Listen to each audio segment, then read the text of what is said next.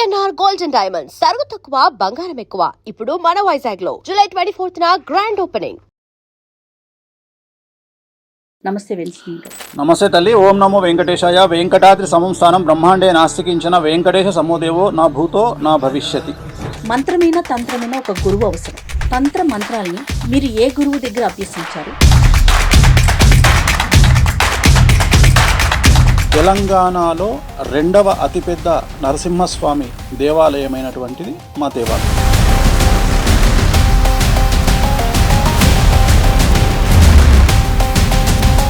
వామాచారం కావచ్చు, లేకపోతే కామాఖ్య అమ్మవారు కావచ్చు, ఇవన్నీ ప్రచారంలోకి రావటానికి కొంత వేణుస్వామి కూడా ఒక కారణం. వారి వెనకాల కష్టం చూసి వేణుస్వామి ఏం చేశారు? వాళ్ళకు ఉండే కష్టాలను చూసి మిరాయి సినిమా ప్రారంభం చేసినప్పటి నుండి రిలీజ్ అయ్యే వరకు మంచి మనోది కాంట్రవర్సీలో ఉన్నది.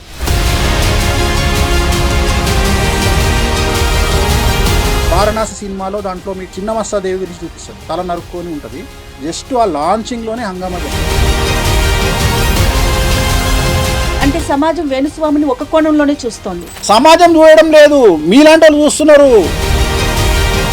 మీ జీవితంలో జరిగిన మిరాకిల్ ఏదైనా షేర్ చేస్తారా? ఒకటి. చాలా జరిగినాయి మిరాకిల్. సో నెక్స్ట్ జనరేషన్లో వేణుస్వామి గారి పాపను కూడా చూడబోతున్నారు. సక్సెస్ఫుల్ జ్యోతిష్కుడు అంటే వేణుస్వామి గారి పేరు తెలియని వారైతే లేరు కదా. ఎవరికన్నా థ్యాంక్స్ చెప్పాలి ఈ సందర్భంగా అంటే మీరు ఎవరికి చెప్పాలి? ఈ మీ సక్సెస్ని నాన్నగారు చూడలేకపోయారు, ఆయన చూడలేకపోయారన్న బాగా ఫీల్ అయింది. నా వల్ల కొన్నిసార్లు వాళ్ళు బాధపడ్డ సందర్భాలు.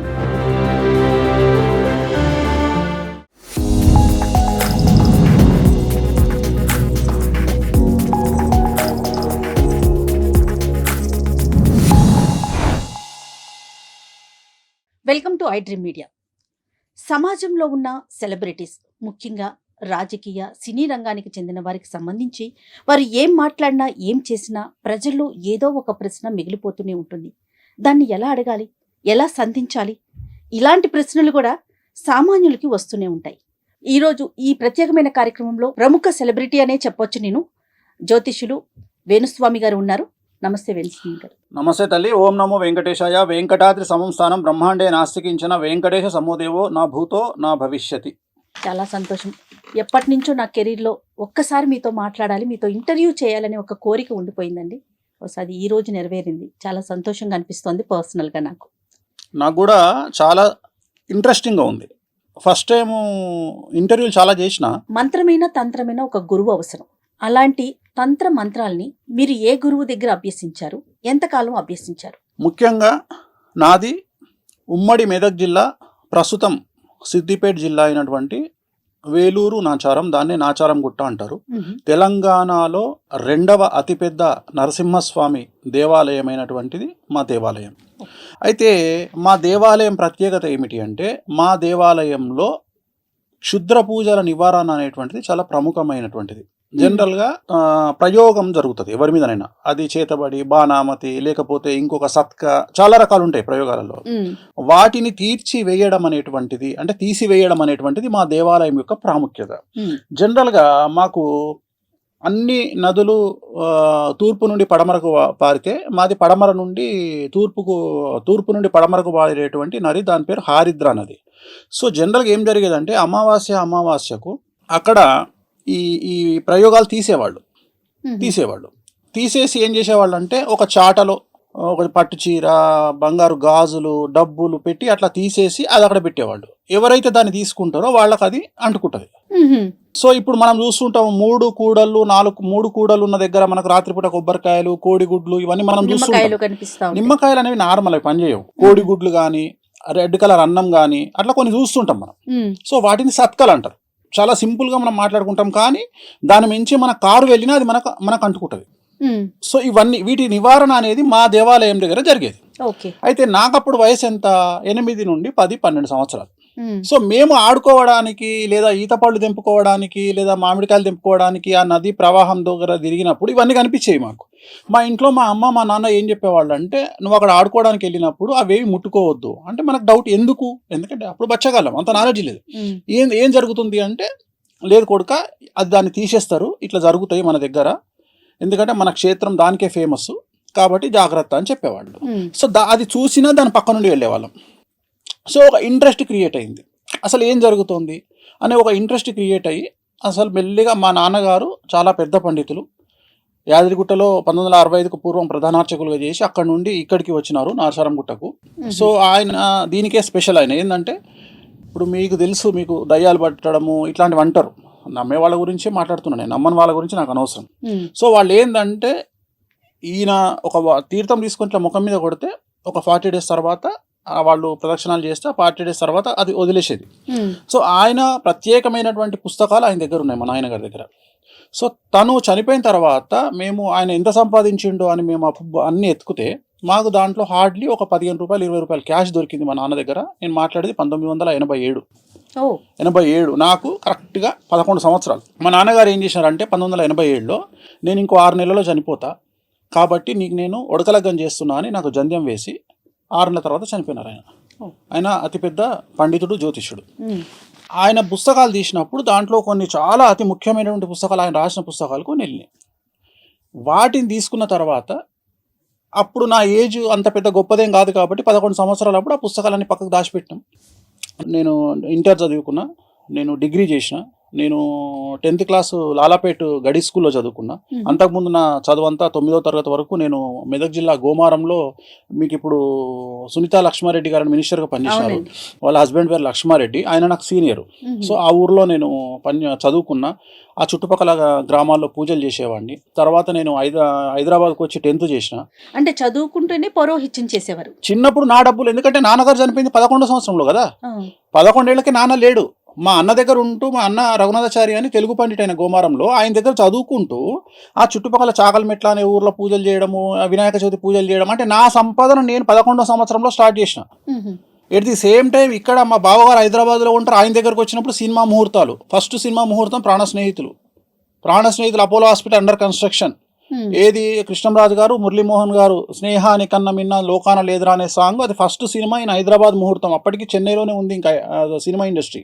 అప్పుడు నేను ఇక్కడ పూజలు చేయడం సెలవుల్లో వచ్చి, సో అట్లా రన్ చేస్తూ హైదరాబాద్కి వచ్చి హైదరాబాద్లో 10th చదువుకొని లాలాపేట్ గడి స్కూల్లో, next inter Tagore junior college చదువుకొని, degree SP college Sardar Patel college చదువుకొని, డిగ్రీలో నేను సికింద్రాబాద్కు నేను ఏబీపీ ప్రెసిడెంట్గా పనిచేసాను.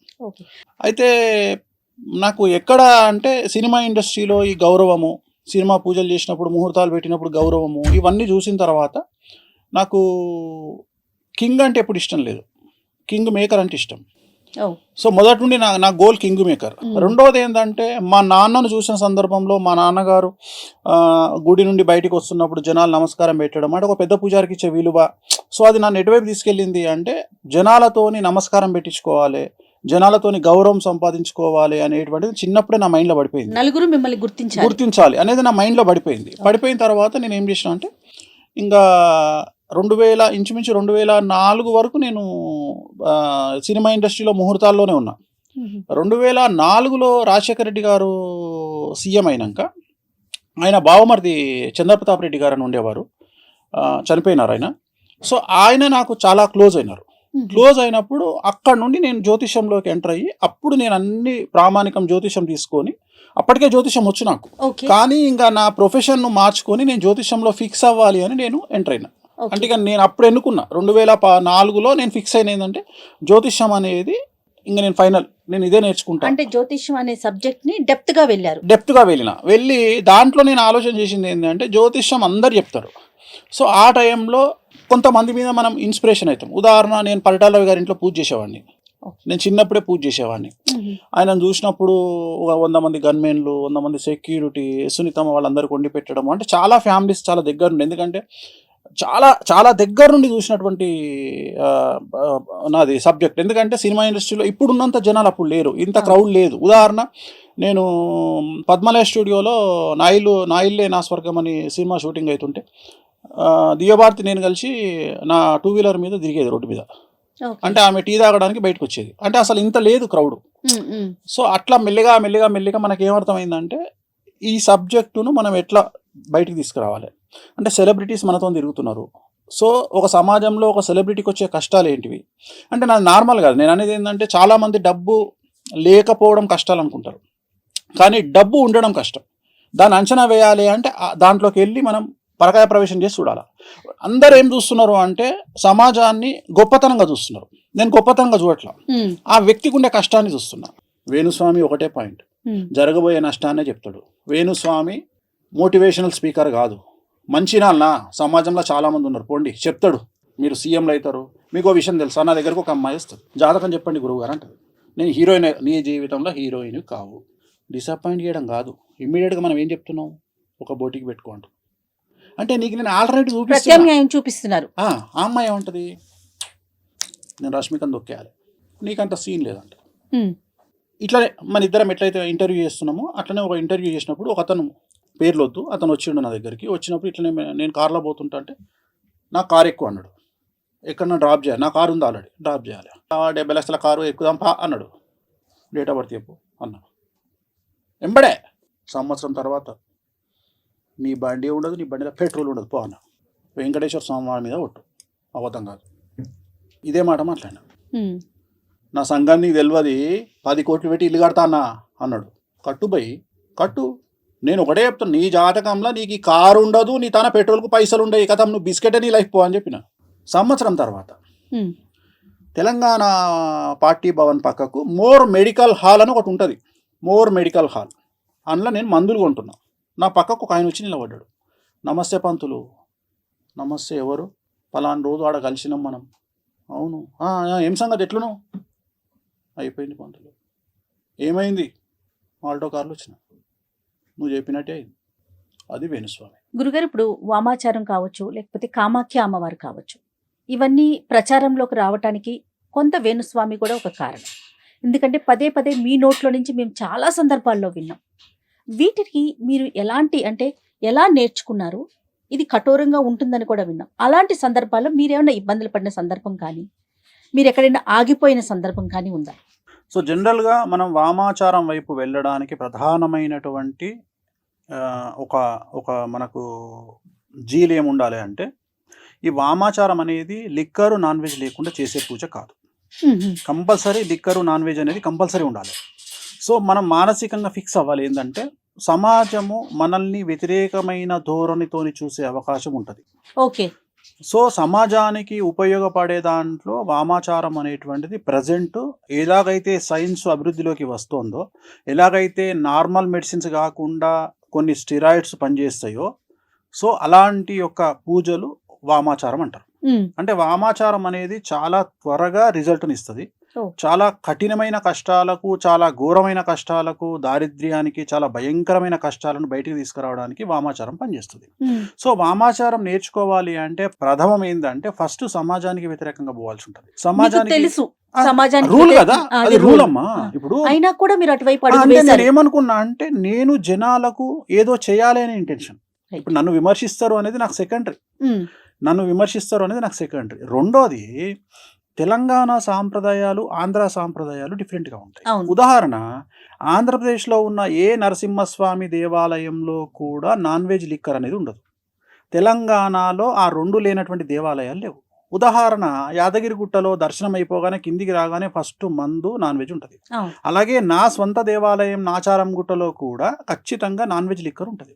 సో చిన్నప్పటి నుండి వీటిని చూస్తూ ఇవి ఏవి తప్పులాగా నాకు కనిపించాల. కారణం ఏంటి అంటే, తెలంగాణ ప్రాంతానికి సంబంధించినటువంటి వ్యక్తిగా నాకు ఇక్కడ ఆషాఢ మాసంలో జరిగే బోనాలలో నాన్ వెజ్ లిక్కరు లేనటువంటి పరిస్థితి నేను ఎప్పుడు చూడలేదు. కాబట్టి సో నాకు ఇబ్బంది అనిపించలేదు. రెండోది, నేను ఎక్కడ కనెక్ట్ అయినా అంటే, ఇవన్నీ పక్కకు పెడితే దీనివల్ల జనాలకు ఉపయోగపడుతుందా పడదా?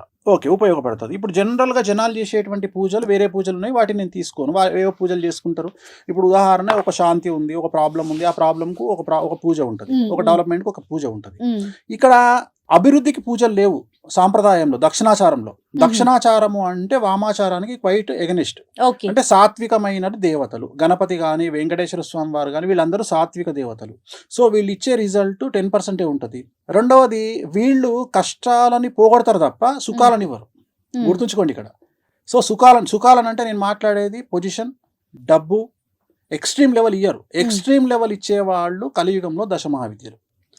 సో దశమహావిద్యలు నేర్చుకుంటేనే నాకు చిన్నప్పటి నుండి ఏముంది మనసులో, కింగ్ మేకర్.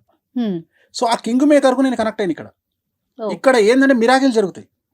ఇక్కడ ఒక నార్మల్ పర్సన్ సూపర్ స్టార్ అవుతాడు, ఒక నార్మల్ పర్సన్ కోటీశ్వరుడు అవుతాడు. సో ఇవి నేర్చుకునే క్రమంలో ఎక్కడైనా ఇబ్బంది పడ్డారా మీరు? సో ఇవి ఫస్ట్ ఇక్కడ నా నిర్ణయము ఎందుకు వచ్చింది అనే చెప్తున్నా. అంటే నేను నిర్ణయించుకోవడానికి ఇది రీజన్. అరే మనం కింగ్ మేకర్ కాగలుగుతాము అనేటువంటి ఒక నిర్ణయము, ప్లస్ దాన్ని బేస్ చేసుకొని అవతలి వ్యక్తిని మనం ఏదంటే సక్సెస్ చేయగలుగుతాము అనేటువంటి ఒక నిర్ణయం ద్వారా నేను దశమహావిద్యలు నేర్చుకోవాలి అనేది నా డిసిషన్. ఈ డిసిషన్ అయినాక ఫస్ట్ కామాఖ్యకు పోయి, కామాఖ్యలో అక్కడ మనకు దీక్ష ఇచ్చేవాళ్ళు ఉంటారు. సో కఠినమైన దీక్ష 10 రోజుల పాటు ఒక్కొక్క విద్య మీద ఉంటుంది. అంటే ఒక విద్య 10 రోజులే ఇస్తారు అంతే. అట్లా 10 విద్యలు. ఓకే. సో 100 రోజులు పడుతుంది. కానీ వామాచారంలో ఏముంటుందంటే యజమాని యొక్క కోరికలను 5 కోరికలను పేపర్ మీద రాసుకుంటాం. ఈ కోరికలు మేము మిమ్మల్ని అడగం, పేపర్ మీద రాస్తాం. ఓకే. మీకు ఏం కావాలి అని మొదలే సంకల్పం రాసుకుంటప్పుడు పేపర్ మీద మీ నక్షత్రము, గోత్రము, ఆ కోరికలు 5 రాసుకుంటాం. 5 పర్మిషన్. ఈ 5 సక్సెస్ అవుతాయి. 5 కంటే ఎక్కువ రాసుకోవడానికి లేదు వామాచారంలో. ఈ 5 పేపర్ మీద రాసుకొని సైలెంట్ సంకల్పం ఉంటుంది. అంటే ఇవి అమ్మవారికి డైరెక్ట్గా నివేదిస్తాం. ఇగో వీళ్ళకి ఇది కావాలి, వీళ్ళకి ఇది కావాలి అని చెప్పుకుంటాం. సో ఇవి చెప్పినప్పుడు ఆయన మమ్మల్ని ఏమడుగుతాడంటే, మరి నువ్వు ఇక్కడ మందు వాడుతావు, ఈ కంట్రోలింగ్ నీకుందా? మందు ఖచ్చితంగా నువ్వు నెలకు ఇన్నిసార్లు మందు తాగాలి అని రూల్ ఉంటుంది. ఎందుకంటే ఎప్పుడైతే మేము దీక్ష తీసుకుంటామో, దీక్ష తీసుకున్నప్పుడు మా పొట్టలో అమ్మవారు ఉన్నట్టు మేము భావించాలి. మా పొట్టలో అమ్మవారు ఉంది. సో మరి పొట్టలో అమ్మవారికి ఉన్నప్పుడు నువ్వు ఫీడ్ చేయాలి కదా. అమ్మవారికి ఫీడ్ అనేది మందే. అమ్మవారికి ఫీడింగ్ అంటే మందు నాన్ వెజ్ కదా. ఆ నాన్ వెజ్ లో కూడా మటన్ అనేది మస్ట్ కదా. ఇవన్నీ ఉంటాయని మీకు ముందుగానే ఇవన్నీ తెలుసుకొని వామాచారము నా డ్రీము. వామాచారం నా డ్రీము. ఈ రోజు సమాజము విమర్శించిన, సమాజము యాక్సెప్ట్ చేయకున్నా, వేణుస్వామి వాళ్ళ నాయనగారు పెద్ద పూజారి, మా నాయనగారు నిష్ఠాగరిష్ఠుడు. ఆయన జీవితంలో బ్రతికున్నంత కాలం అంగి వేసుకోలే, షర్ట్ వేసుకోలే, షర్ట్ లేకుండా తిరిగిండు ఆయన. అలాంటి ఆయన కొడుకుగా, అలాంటి కుటుంబంలో నుండి వచ్చిన నేను పూర్తి కాంట్రాస్ట్ అయినటువంటి నాన్ వెజ్ వైపు రావడం అనేటువంటిది అతిపెద్ద నిర్ణయం నా లైఫ్లో. ఈ వామాచారంలో ఈ సబ్జెక్టును టచ్ చేసింది ఇప్పటి వరకు ఒక 2 టచ్ చేసినారు సినిమా ఇండస్ట్రీకి సంబంధించి. ఒకటి మిరాయి సినిమా, ఒకటి రాజమౌళి ఇప్పుడు రాబోయే సినిమా మహేష్ బాబు సినిమా. ఈ 2 సినిమాలు మీరు అబ్జర్వ్ చేయండి. మిరాయి సినిమా ప్రారంభం చేసినప్పటి నుండి రిలీజ్ అయ్యే వరకు మంచు మనోజ్ కాంట్రవర్సీలో ఉన్నాడు. చెప్పాలి, మీరు ఆన్సర్ చెప్పాలి. అవునా? ఎందుకంటే మిరాయి సినిమాలో బగాలాముఖి గురించి చూపిస్తాడు. చూశారా మీరు సినిమా? లేదండి. అయితే మిరాయి సినిమాలో బగాలాముఖి గురించి చూపిస్తాడు. దశమహావిద్యల్లో బగాలాముఖి ప్రాముఖ్యమైనటువంటి అమ్మవారు. జస్ట్ ఆ పాత్ర వేసినందుకే ఆయనకు అంత కాంట్రవర్సీ, సమస్యల్లో ఇరుక్కుంటారు. సో ఇది స్పెషాలిటీ. రెండవది, ఇక్కడ ఈ వామాచారం కాన్సెప్ట్ ఏంటంటే, మనం 100 కోరుకుంటే అమ్మవారు 200 ఇస్తుంది. Rajamouli cinema, Mahesh Babu cinema Varanasi launch చేసినప్పుడు మీరు అబ్జర్వ్ అయిన దాంట్లో వారణాసి సినిమాలో దాంట్లో మీకు చిన్నమస్తా దేవి గురించి చూపిస్తాడు. చిన్నమస్తా అమ్మవారు తల నరుక్కొని ఉంటది, ఆమె గురించి చూపిస్తాడు. జస్ట్ ఆ లాంచింగ్ లోనే హంగామా జరిగింది. అంటే నేను అనేది ఏంటంటే, ఇగో ఇంత సంచలనం ఉంటుంది లైఫ్. సో వీటిని యాక్సెప్ట్ చేయగలిగినటువంటి బాధ్యత మన మీద ఉండాలి. ఇంకా నాకేం వద్దు, ప్రశాంతంగా వెళ్ళిపోవాలని అనేది నా కోరిక. సో అది దానికోసం నా ఏమైందంటే, నేను ఏదైనా చేస్తా. మీరు నమ్మరు, ఇవాళటి వరకు నేను చేసినటువంటి పూజలలో అమ్మాయిల దగ్గర నేను సింగిల్ ఎంపీ తీసుకోవాలి. ఇవాళటి వరకు, ఈ రోజు వరకు ఏ హీరోయిన్ దగ్గర కానీ, ఏ ఆర్టిస్ట్ దగ్గర కానీ, ఏ సెలబ్రిటీ దగ్గర కానీ నేను డబ్బులు తీసుకోను అమ్మాయిల దగ్గర. నేను అమ్మాయిని దేవతా స్వరూపంలో చూస్తా. మాకు ఫస్ట్ ఇచ్చేటువంటి రూల్ ఏంటంటే, మా నియమాలలో ఫస్ట్ నియమం ఏంటంటే, అమ్మాయిని స్త్రీని దేవతగా చూడాలి. ఎందుకంటే మేము పూజించే కామాఖ్య, మేము పూజించే దశమహావిద్యలు అన్నీ కూడా యోని రూపంలో ఉంటాయి. సో అందుకని ఏమంటాడంటే, నువ్వు ఫస్ట్ యోనిని వేరే రకంగా చూడకు, నువ్వు నీ పుట్టుకకు కారణమైనటువంటి ఒక అమ్మని చూసుకో, ఒక అమ్మవారిని చూసుకో. అందుకని మేము జీవితంలో ఏ అమ్మాయిని వేరే దృష్టితో చూడము. ఓన్లీ అమ్మవారి దృష్టితోనే చూస్తాం. మ్మ్. మా దృష్టిలో ప్రతిదీ అమ్మవారే. సో ఎక్స్ట్రీమ్ థింకింగ్ ఉంటుంది. ఆ థింకింగ్ను, ఆ కనెక్షన్ని ఏర్పాటు చేయగలిగిన వాడు మా గురువు. ఓకే. వెంకటస్వామి గారు, ఇప్పుడు మనం కంప్యూటర్కి మన బర్త్ డీటెయిల్స్ ఇచ్చేస్తే జాతకం వచ్చేస్తుంది, పూర్తిగా చెప్పేస్తుంది. ఇది ఒక పక్కన నడుస్తుంది. మరో పక్కన తంత్రం కానీ మంత్రం కానీ యంత్రం కానీ వీటిని నమ్మే వారి సంఖ్య కూడా పెరుగుతానే ఉంది. రెండింటిని మీరు అసలు ఏ దృష్టితో చూస్తారు? అసలు నేను సైన్స్ కంటే, నేను మిగతా వాటికంటే వీటినే ఎక్కువ నమ్ముతా. ఎందుకు నమ్ముతా అంటే మ్మ్. తాంత్రికం కానీ, భక్తి కానీ, భయం కానీ, దాంట్లో మార్పు ఏదైనా కావచ్చు. కొంతమంది దేవుడి దగ్గరికి భయంతో వెళ్ళే వాళ్ళు ఉంటారు, కొంతమంది భక్తితో వెళ్ళే వాళ్ళు ఉంటారు, కొంతమంది ప్రేమతో వెళ్ళే వాళ్ళు ఉంటారు. ఓకే. గూగుల్ సెర్చ్లో 2000 సంవత్సరం తర్వాత కనుక మనం గూగుల్ సెర్చ్ చేస్తే టోటల్ జనాభాలో 8% మంది భగవంతుడి వైపు వచ్చినట్టు, భక్తి మార్గం వైపు వచ్చినట్టు గూగుల్ సర్వేలు చెప్తున్నాయి. 8%. 8% పెరిగింది. అండ్ ఇంకొకటి ఏఐ అంటారు కదా, ఆర్టిఫిషియల్ ఇంటెలిజెన్స్ వచ్చి బిగ్గెస్ట్ ఫెయిల్యూర్ కాబోతుంది నా ప్రిడిక్షన్. అంటే అది నేర్చుకోకపోతే, అది లేకపోతే భవిష్యత్తే లేదు అంటున్నారు కదా, కొన్ని జాబులు, కొన్ని జీవితాలకే క్వశ్చన్ మార్క్ వచ్చేస్తుందని వింటున్నాం. అంటున్నారు దానికి కదా. మీరేం చెప్తున్నారు? నేను అదే చెప్తున్నా. నేను నిజమైన వర్త్ ఉన్న క్యాండిడేట్, నిజమైన విద్య ఉన్న క్యాండిడేట్, ఆర్టిఫిషియల్ ఇంటెలిజెన్స్ రావడం వల్లనే మన వర్త్ తెలుస్తుంది. మీకు అర్థమైందా? ఆర్టిఫిషియల్ అంటే మన కాంపిటీటర్ ఉన్నప్పుడే మన వర్త్ తెలుస్తుంది. సో ఇప్పటి వరకు మన కాంపిటీటర్ లేడు. మన బ్రెయిన్కు, హ్యూమన్ బ్రెయిన్కు కాంపిటీటర్ లేడు. మనం ఎన్నో దాటిపోయినాం. ఇప్పుడు ఏ అనేది మనకు ఒక కాంపిటీటర్కి వచ్చింది. వచ్చి ఇప్పుడు ఏమంటుందంటే నువ్వా నేనా అంటుంది. ఇప్పుడు నేను అని ప్రూవ్ చేసుకునే అవకాశం వచ్చింది. ఇప్పుడు చాట్ జీపీటీలో మీరు మీ డేట్ ఆఫ్ బర్త్, మీ టైం కొట్టంగానే జాతకం చెప్తుంది. అవును. మీరు వేరే జ్యోతిష్కుడి దగ్గరికి పోవాలంటే ఎప్పుడు పోతారంటే చాట్ జీపీటీ కంటే ఇంకేదో విషయం అవతల మీకు ఆ జ్యోతిష్కుడు చెప్పగలిగినప్పుడే పోతారు. ఆ పరిస్థితి వస్తుందంటారా? ఇప్పుడు ఆల్రెడీ ఉంది కదా. నేను అదే చెప్తున్నా. ఏఐ మనల్ని మింగేస్తుంది అనే మాట ఏం లేదు, తప్పది. నేను అదే చెప్పబోతున్నా మీకు. అంటే నాకున్న అవగాహన ప్రకారం ఏఐ మీ దృష్టిలో ఒక వర్డ్, నా దృష్టిలో ఏఐ అనేది మేషరాశి. సో భగవంతుడి వైపు అందరూ చూస్తున్నారు. సో అందుకని మనకు ఎంత ఏఐ వచ్చినా, ఎంత అడ్వాన్స్ అయినా, మళ్ళీ మనకు భగవంతుడి మీద భక్తి, ప్రేమ మనం ఎట్లా హ్యాండిల్ చేస్తాం అనేది. ఉదాహరణ, వెంకటేశ్వర స్వామిని నేను ఒక తండ్రిలాగా ట్రీట్ చేస్తాను. నాకు అక్కడ భక్తి ఉండదు, నాకు ఆయనతో అటాచ్మెంట్ కనిపిస్తుంది. నా దగ్గర ఉండే ఫోటోలన్నీ చాలా పెద్దగా ఉంటాయి. నేను ఏం చేస్తా అంటే, నాకు బాధ వస్తే ఎదురుగా కూర్చొని ఆయన దిక్కు చూసుకుంటూ ఆయనతో మాట్లాడుకుంటా. అది పిచ్చి అనుకుంటారు జనాలు. సో అట్లా చాలా మంది నాలాగా మాట్లాడుకునే వాళ్ళని నేను చూసిన. చాలా మంది హీరోయిన్స్, కొంతమంది హీరోయిన్స్ డాడ్ అని పిలుస్తారు వెంకటేశ్వర స్వామిని. వినడానికి కొద్దిగా అది మంచిగా మనకు అనిపించదు, కానీ వాళ్ళ దృష్టిలో అది కరెక్ట్. ఎందుకంటే ఒక తండ్రిగా భావించడం తప్పలేదుగా. సో అట్లా మనం ఎంత అటాచ్ అయ్యి ఉన్నాము అమ్మవార్లతోని, దేవతలతోని అనేది మన పడే కష్టాల మీద ఆధారపడి ఉంటుంది, మనం కోరుకునేటువంటి ఫ్యూచర్ మీద ఆధారపడి ఉంటుంది. వేణుస్వామి గారు, ఇప్పుడు దశమహావిద్యలో 10 రకాల అమ్మవార్లు ఉంటారు. అందులో వేణుస్వామి గారికి ఎవరు నిర్దేశంగా నిలిచారు? ఇష్టమైన దేవత ఎవరు? బగళముఖి, స్ట్రైట్ అవే. ఎలా జరిగింది అది?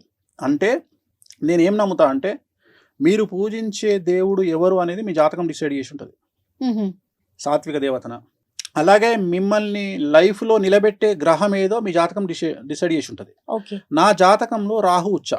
ప్రస్తుతం కలియుగాన్ని పాలిస్తున్నది రాహు అనే గ్రహం. అలాగే బగళముఖి అనే అమ్మవారు కలియుగాన్ని కమాండ్ చేస్తుంది. ప్రోటోకాల్ దేవుడు వెంకటేశ్వర స్వామి.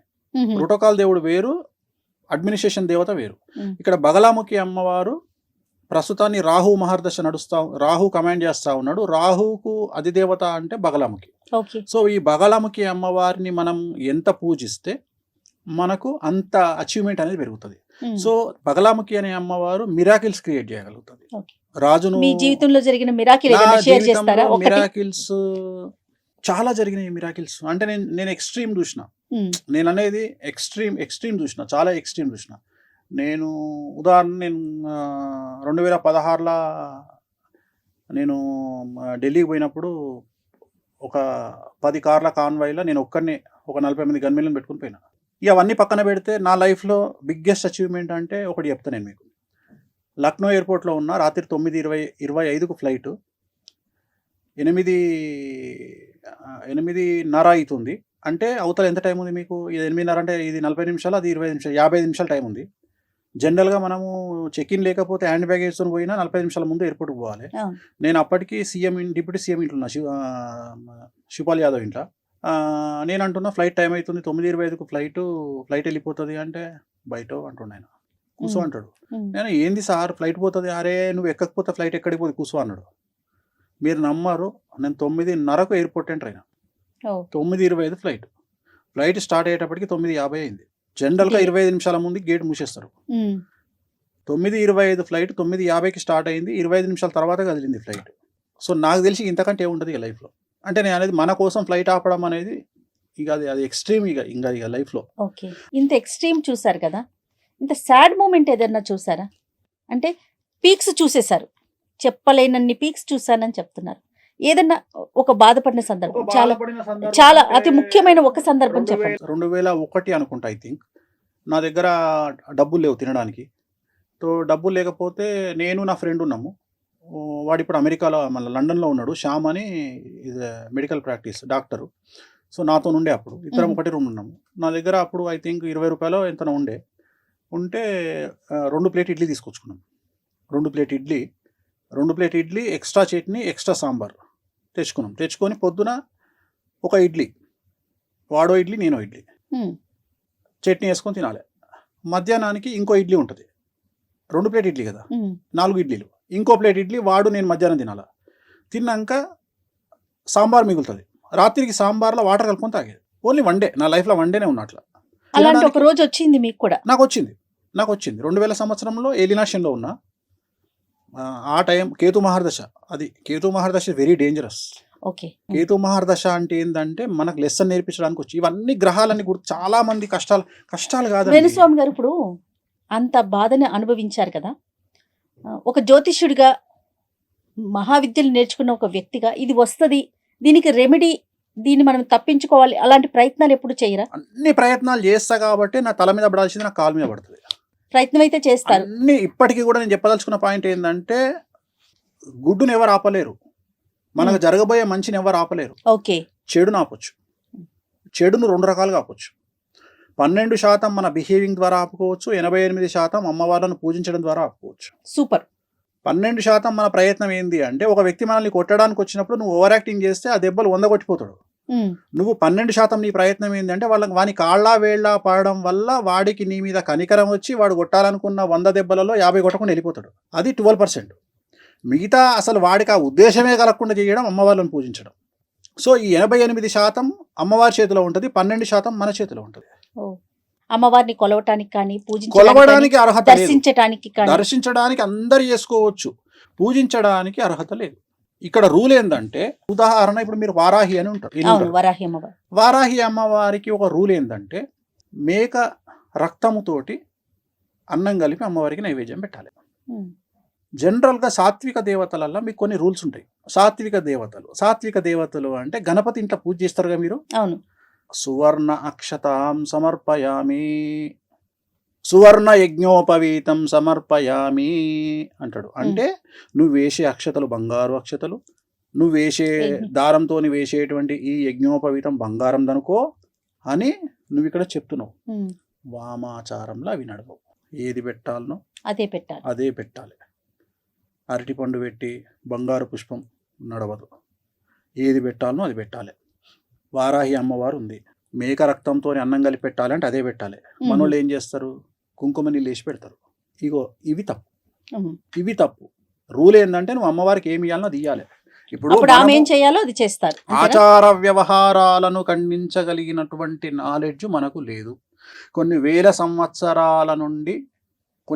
సంవత్సరాల నుండి వస్తున్నటువంటి ఆచారాలను వ్యతిరేకించేంత సినిమా మనకు లేదు. ఆమెకు ఏం కావాలనో అది ఇయ్యాలి, మనకి ఏం కావాలనో అది తీసుకోవాలి.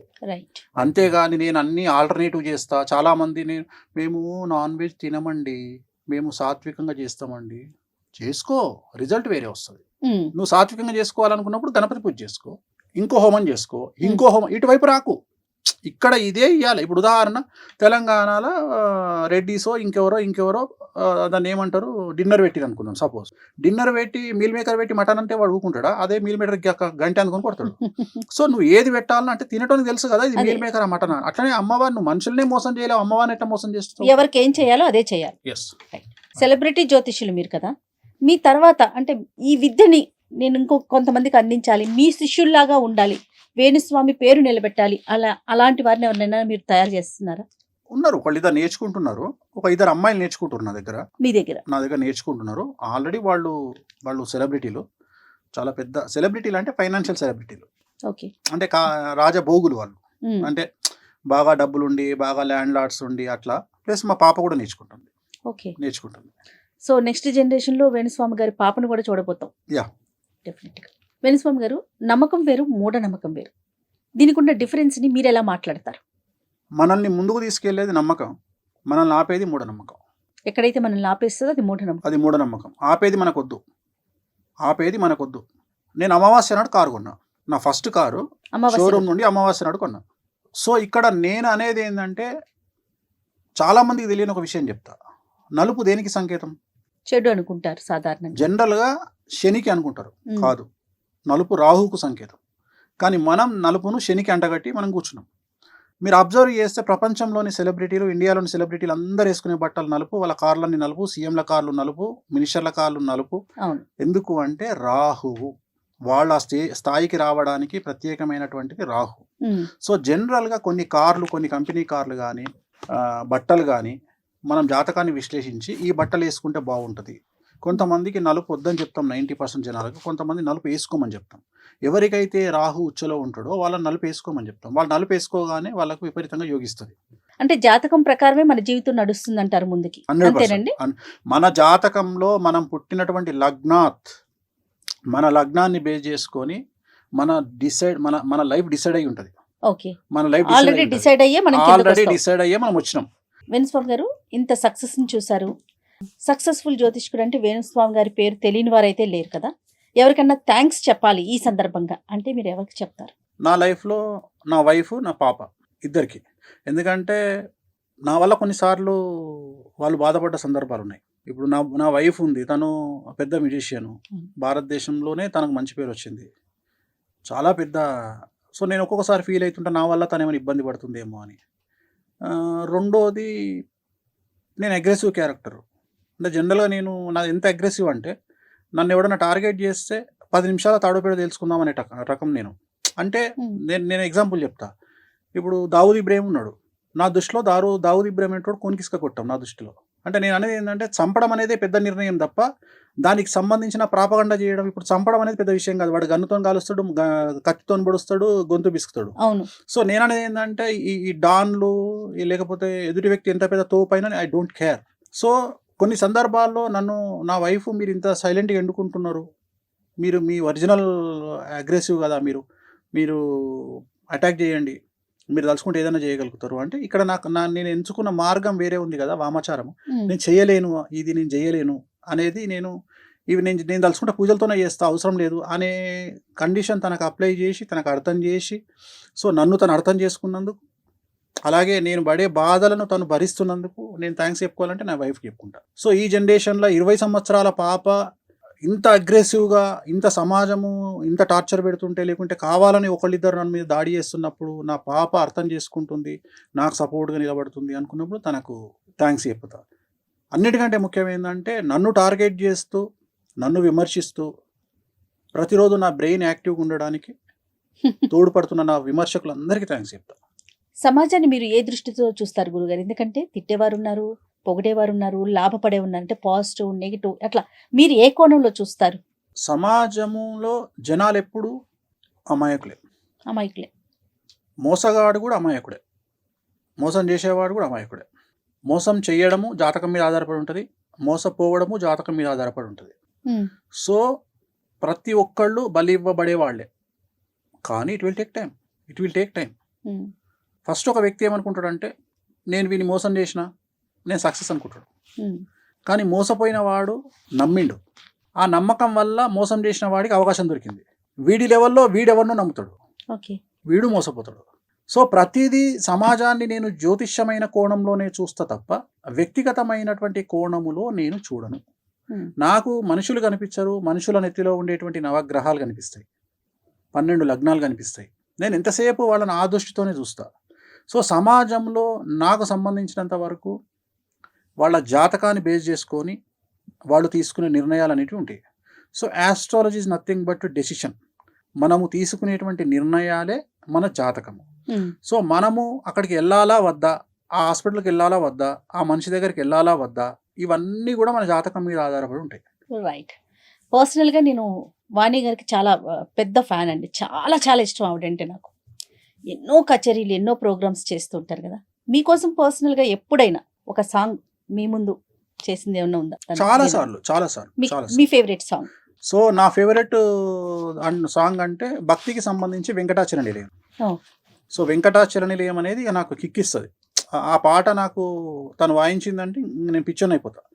సో అది భక్తికి సంబంధించి. అలాగే 7G by Brindavan colony and Aashiqui 2. So ఈ పాటలు నాకు చాలా ఇష్టం. సో అంటే మరి భగవంతుడు నాకు అంత పెద్ద అవకాశం, అంత పెద్ద గొప్ప అవకాశం ఇచ్చిండు. అంత మంచి ఇన్స్ట్రుమెంట్ ప్లేయర్ను నాకు భార్యగా ఇచ్చినప్పుడు, అంత పెద్ద ఇచ్చినప్పుడు అందరికంటే గొప్పగా నాకేందంటే సమాజం కోసం ఎక్కడనో పెద్ద పెద్ద షోలలో వాయించి డబ్బులు తీసుకుని వాయించే నా వైఫ్ నా కోసము నాకు ఇష్టమైన పాట వాయించమన్నప్పుడు నాకు వాయిస్తుంది. నాకు యాక్సెస్ ఉంది కాబట్టి ఇప్పుడు నిన్న పరిస్థితి ఏంటంటే తను ఇవాళ రామోజీరావు గారి ప్రోగ్రాం కోసం అని చెప్పేసి ఆ పాట ఉంటుందండి, వైష్ణవ జనతో అనే సాంగ్ ఉంటుంది. ఆ సాంగ్ వాయిస్తున్నప్పుడు నన్ను వినమన్నది, నేనేమో బిజీగా ఉన్నా. నేను ఇంటర్నేషనల్ కాల్స్లో బిజీగా ఉన్నా, నేను అవకాశం దొరకలే. మళ్ళీ ఇవాళ పొద్దున తను ఈటీవీలో ప్లే అయింది. అది ఈటీవీలో ప్లే అయినప్పుడు లైవ్ వచ్చింది. ఇవాళ చూసి నేను ఎంజాయ్ చేసిన. సో నాకు ఎప్పుడైనా పాటలు నచ్చితే నాకు మాయదారి మైసమ్మ ఇష్టం, పెద్దపులి సాంగ్ ఇష్టం.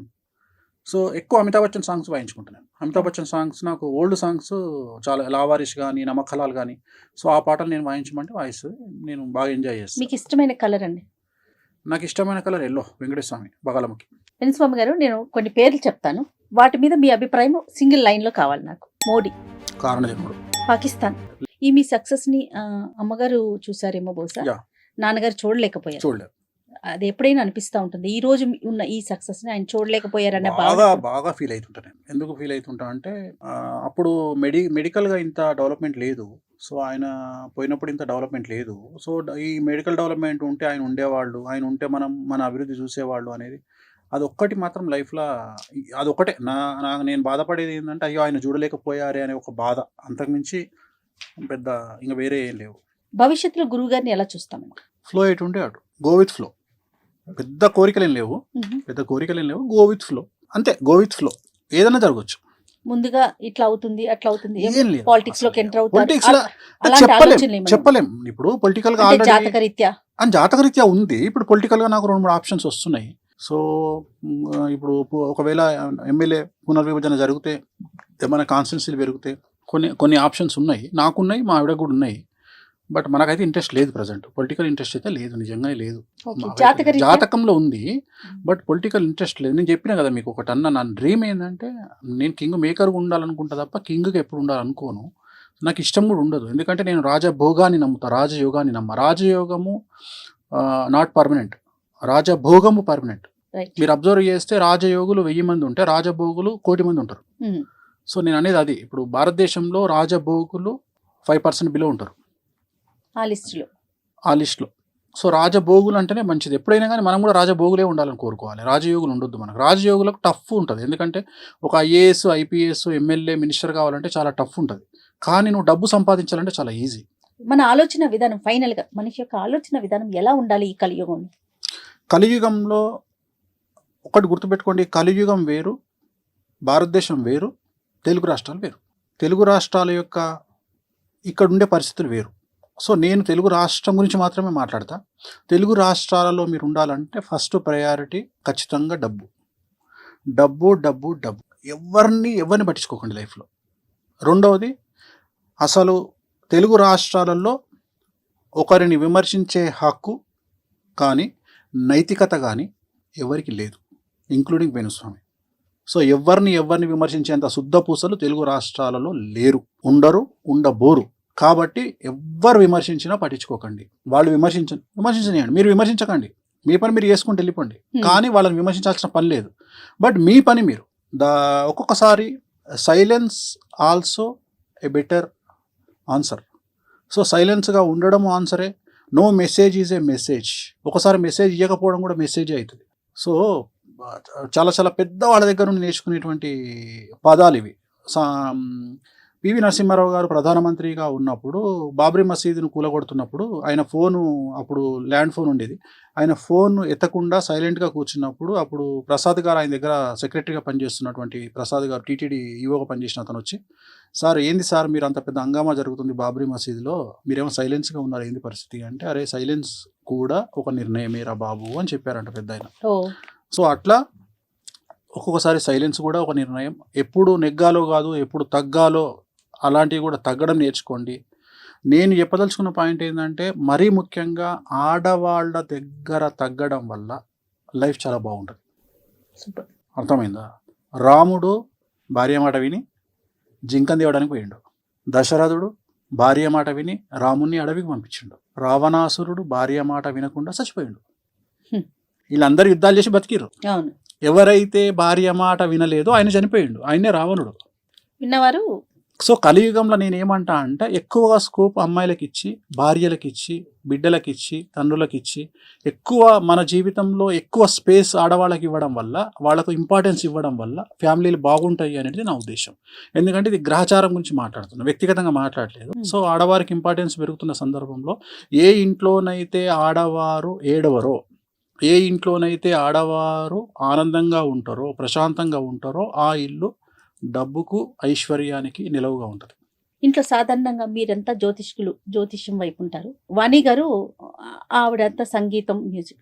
కలుసుకుంటే ఎక్కువగా ఎలాంటి విషయాలు డిస్కస్ చేస్తారు కామన్గా?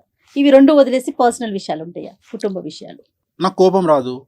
సో జనరల్గా మేము ముగ్గురం కలుసుకుని, నేను, మా ఆవిడ, మా పాప కలుసుకునేది డైనింగ్ టేబుల్. నేను డైనింగ్ టేబుల్ దగ్గరికి పోగానే మా పాప, మా ఆవిడ ఇద్దరు ఈ డైరెక్షన్లో ఉంటారు, నేను ఈ డైరెక్షన్లో ఉంటా. వీళ్ళిద్దరు యుద్ధం స్టార్ట్ చేస్తారు. వాళ్ళు కంప్లైంట్స్ అన్నీ ఈవిడిస్తుంటుంది, ఈమె ఇస్తుంటుంది నాకు.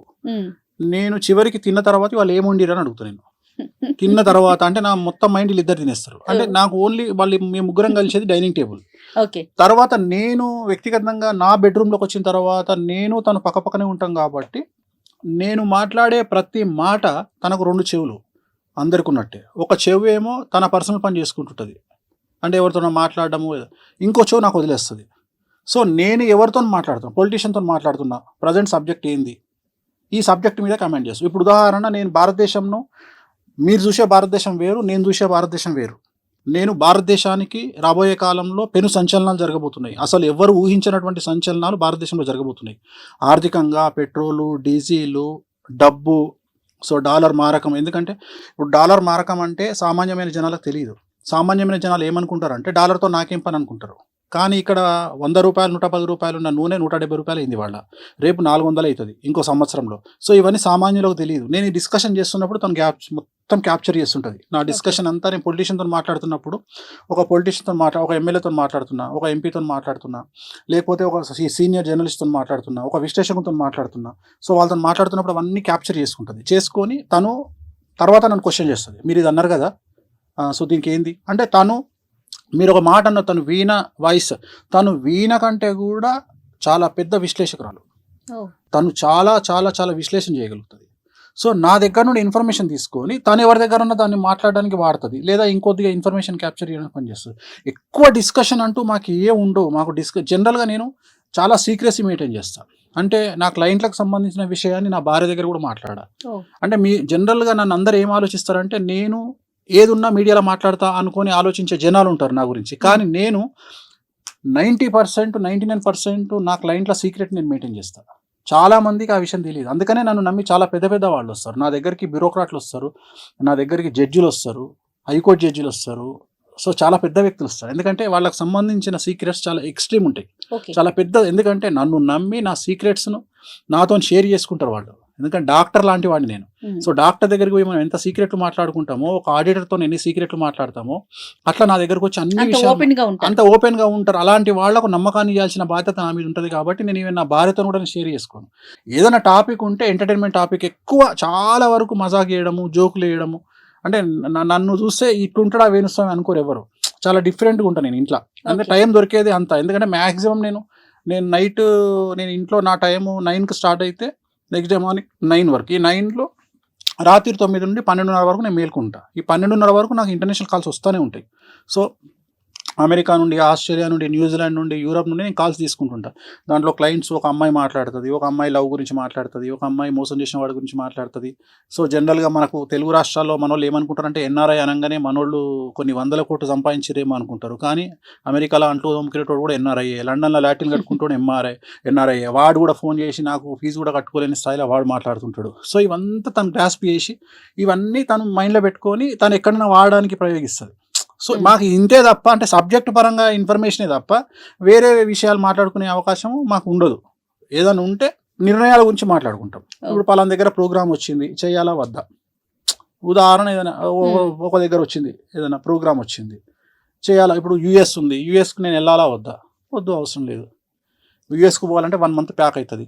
ఇక్కడ 1 monthలో నువ్వు 10 ప్రోగ్రాంలు చేసుకోగలుగుతావు. ఇక్కడ ఇంత బిజీ పెట్టుకొని ఇప్పుడు నిర్ణయాలు. ఇంకోటి, చాలామంది నన్ను అడగకుండా చిన్న నిర్ణయం కూడా తీసుకోదు.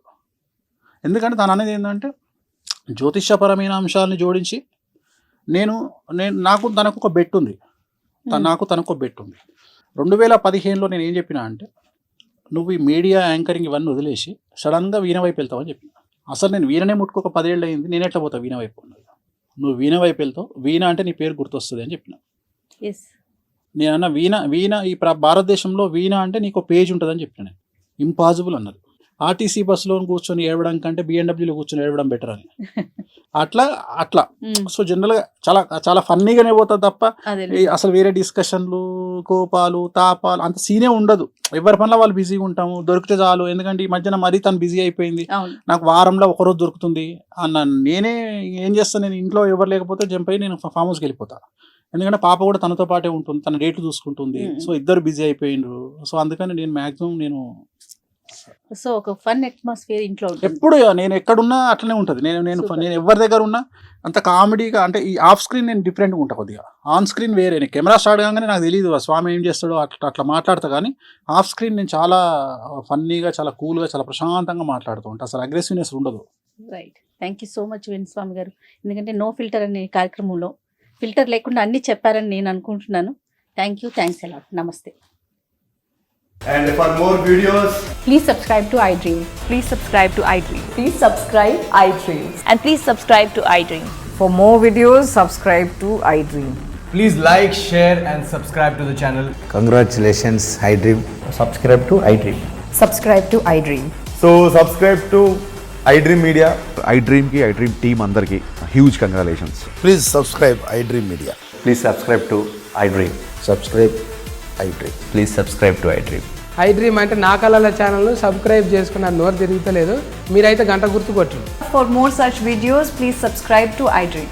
Subscribe to iDream. Please subscribe to iDream. Please subscribe iDream Media. Please do subscribe to iDream. Please subscribe to iDream Media. For best entertainment and information, please subscribe iDream. And don't forget to subscribe to iDream.